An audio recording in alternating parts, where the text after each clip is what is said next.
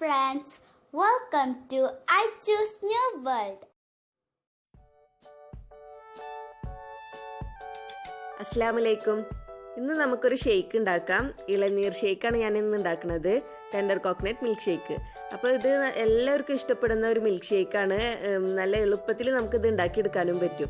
അപ്പോൾ നമുക്കിത് എങ്ങനെയാണ് ഉണ്ടാക്കുന്നത് നോക്കാം. അതിന് മുന്നേ എൻ്റെ ചാനൽ ആദ്യമായിട്ടാണ് നിങ്ങൾ കാണുന്നതെങ്കിൽ അല്ലെങ്കിൽ ഇനിയും എൻ്റെ ചാനൽ സബ്സ്ക്രൈബ് ചെയ്തിട്ടില്ലെങ്കിൽ തീർച്ചയായിട്ടും സബ്സ്ക്രൈബ് ചെയ്യണം.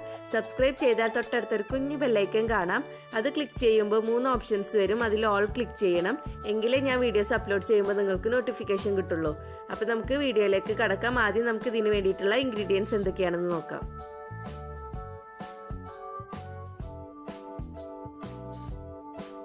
ഇളനീർ ഷേക്ക് ഉണ്ടാക്കാൻ വേണ്ടിയിട്ട് ഞാനിവിടെ 1/2 ലിറ്റർ നല്ല തണുപ്പിച്ചിട്ടുള്ള ഫ്രീസറിൽ വെച്ചിട്ട് തണുപ്പിച്ചിട്ടുള്ള കട്ടാക്കിയിട്ടുള്ള പാലാണ് എടുത്തിട്ടുള്ളത്.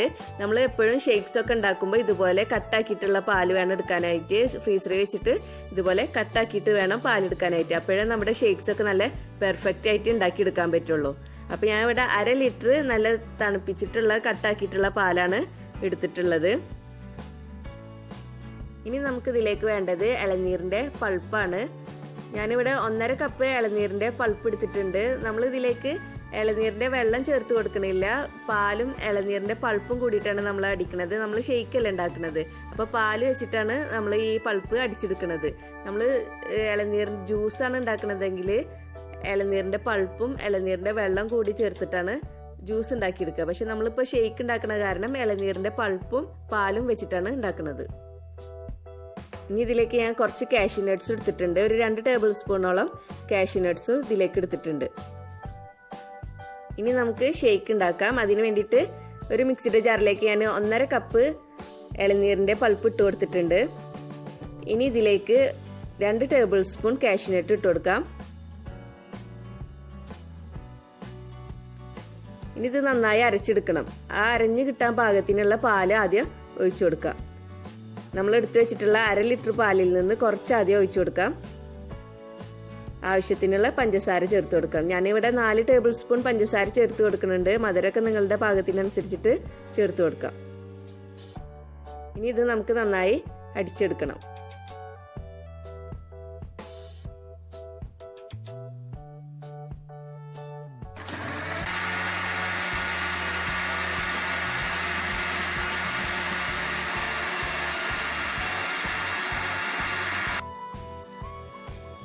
അപ്പോൾ ഞാൻ നന്നായി അടിച്ചെടുത്തിട്ടുണ്ട്. നന്നായി അരഞ്ഞു കിട്ടിയിട്ടുണ്ട്.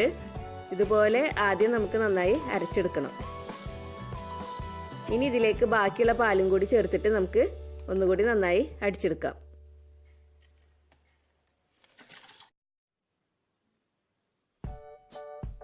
അര ലിറ്റർ പാല് ഫ്രീസറിൽ വെച്ചിട്ട് തണുപ്പിച്ച് കട്ടാക്കിയിട്ടുള്ള പാലാണ് ഞാൻ ഇതിലേക്ക് ചേർത്ത് കൊടുത്തിട്ടുള്ളത്.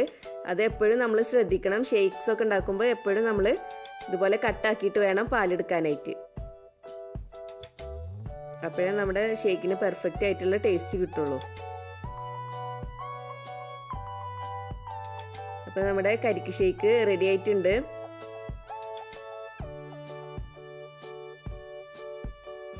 നല്ല പാകത്തിനുള്ള കട്ടിയൊക്കെ ആയിട്ടുണ്ട്. ഈ ഒരു പാകത്തിന് വേണം നമ്മൾ അടിച്ചെടുക്കാനായിട്ട്. ഇനി നമുക്കിത് സെർവ് ചെയ്യാം. അതിന് വേണ്ടിയിട്ട് സെർവിങ് ഗ്ലാസ്സിലേക്ക് ഒഴിക്കാം.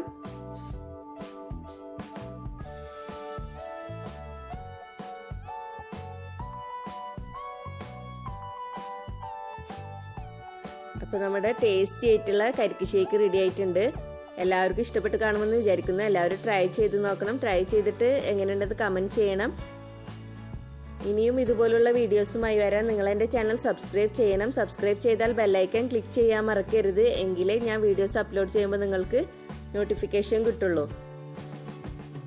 വീഡിയോ ഇഷ്ടപ്പെട്ടാൽ ലൈക്ക് ചെയ്യുക, ഷെയർ ചെയ്യുക. Please subscribe, comment, like and share.